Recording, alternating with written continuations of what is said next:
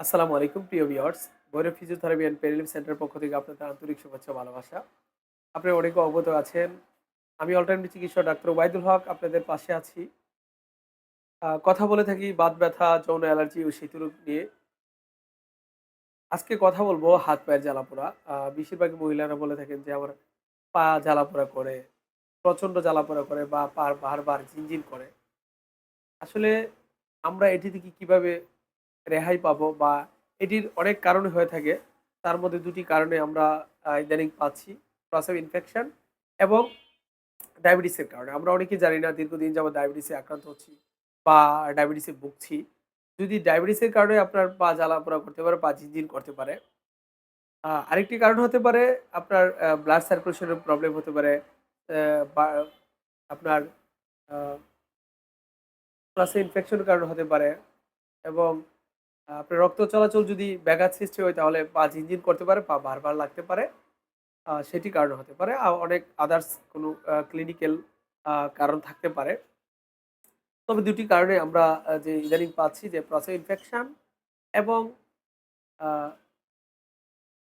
Diabetes জনিত কারণে অ্যা পা ঝিনঝিন বা পায়ে জ্বালা-পোড়া হতে পারে। সেটির জন্য আমরা কি করছি? ভিটামিন খাচ্ছি, ক্যালসিয়াম খাচ্ছি।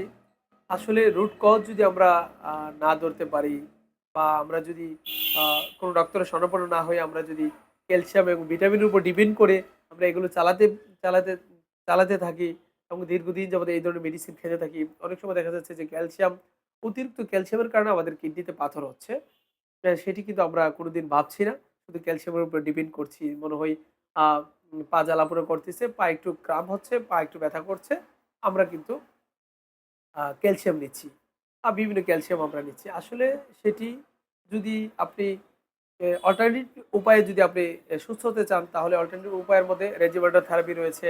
আমরা উইথআউট মেডিসিন ছাড়া যে ট্রিটমেন্ট গুলো রয়েছে সেগুলোর দিকে একটু যদি নজর রাখতে পারি তাহলে ইনশাআল্লাহ আমরা অনেক ব্যথা থেকে অনেক মাসল ক্রাম্প, অনেক মাসেল স্পাজম থেকে আমরা অনেক ব্যথা থেকে আমরা রেহাই পাবো এবং পাশাপাশি আমাদের যে পেইন কিলার থেকে আমরা মুক্তি পাবো। পেইন কিলার আমাদেরকে এতটাই ক্ষতি করছে আ মানে এতটাই ক্ষতি করছে যেটি আপনাদেরকে অ যদি আমরা ফার্মাকোলজি যদি না বুঝাই বা আপনাদেরকে যদি আ না ক্ষতির দিকটা যদি না দেখাই তাহলে কোনদিন আপনারা বিশ্বাস করতে পারবেন না।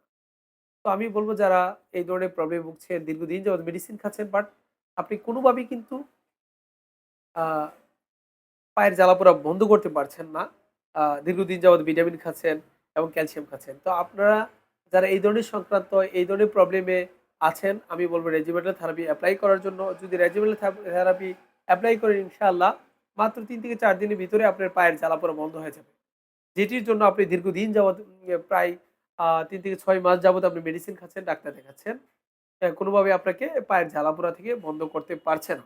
আমি বলব রেজিমেন্টাল থেরাপি যদি গ্রহণ করেন, ইনশাআল্লাহ আমরা এতটুকু আশ্বস্ত করতে পারি আল্লাহ তাআলার অশেষ রহমতে আপনি অতি দ্রুতই সুস্থ হয়ে যাবেন এবং আমাদের অসংখ্য পেশেন্টের যদি আপনি আ রিভিউ নেন যে অসংখ্য পেশেন্টদেরকে যারা আমাদের কাছে ট্রিটমেন্ট নিয়েছে বা চিকিৎসা নিয়েছে তাদের যদি জিজ্ঞেস করেন যে এই ধরনের ট্রিটমেন্টের জন্য এই ধরনের প্রবলেম যারা তারা দীর্ঘদিন যাবৎ ভুগতেছে পায়ের জ্বালা-পোড়া, হাত পা কা আ আ আ কামড়ানো, ব্যথা করে, পায়ের মাংসপেশি ব্যথা করে তারা দীর্ঘদিন যাবৎ এই ধরনের প্রবলেমে ভুগছে। আ অল্টারনেটিভ চিকিৎসা এবং রেজিমেন্টাল থেরাপির মাধ্যমে দ্রুত সুস্থ হয়েছেন। আলহামদুলিল্লাহ। তো প্রিয় ভিউয়ার্স সবাই ভালো থাকুন, সুস্থ থাকুন। আসসালামু আলাইকুম। আল্লাহ হাফেজ।